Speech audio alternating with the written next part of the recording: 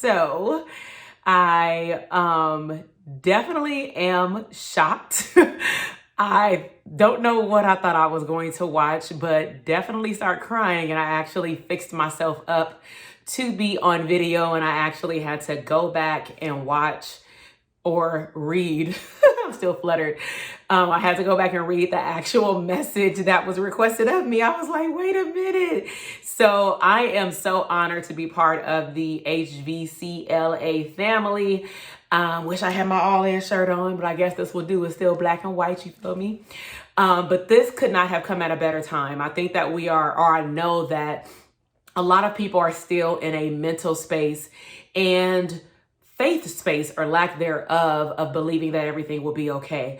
And sometimes it feels like every time you take 2 steps forward or 5 steps forward, it just feels like something happens that may feel out of your control, and then you have to take 10 steps back.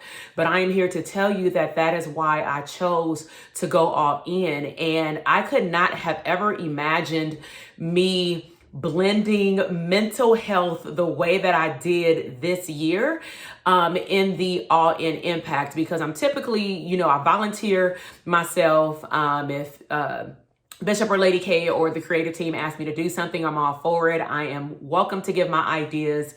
But one of the things that I feel pricked my heart when it came down to All In this year is just how much information I'm going to say is up here. And sometimes I personally take it for granted, and small things to me are very, very big things to other people. And what I mean by that is I donated my time this year with the All In, I'm gonna say campaign or year.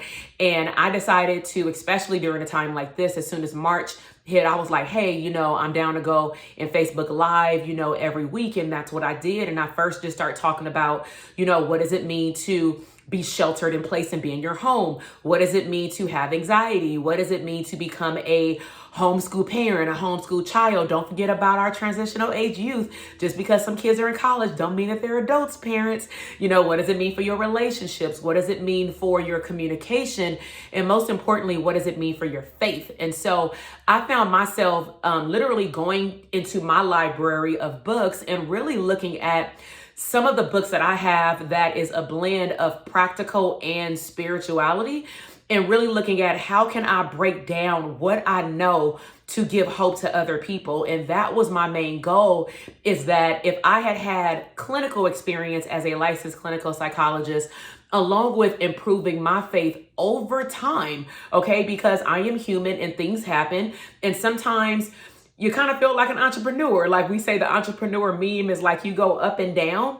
And sometimes we may feel like our faith does the same thing, but that does not mean that you can't start over. And so one of the things that I kept instilling in people, whether they watched it live, they watched it recorded, or they just interacted with me, is that you may not have control over, a lot of the things that go on in your home, but you do directly have 100% of control of what happens up here.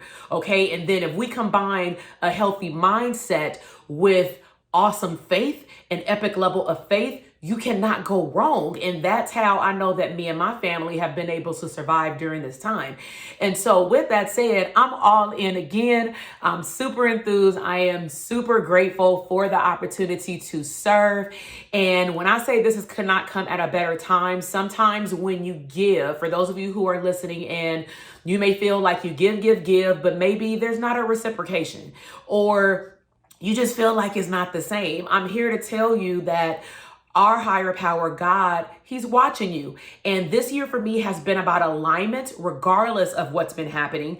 And I tell you that when I figured out the path that He gave me, and I walked down that path, and I did not veer off, I did not say, oh, this is too hard, I did not say this is going to take too long, but I kept going.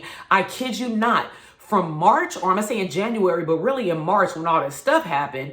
And then up until this weekend, I have been flooded with states of gratitude, with people expressing gratitude of me being able to help them in some type of capacity. So it makes me feel so good that even my church is seeing that, despite what I might look like online, looking busy, I always have time for my God, and I always have time for my church family, which is you. So thank you so much. I love you guys. Bye.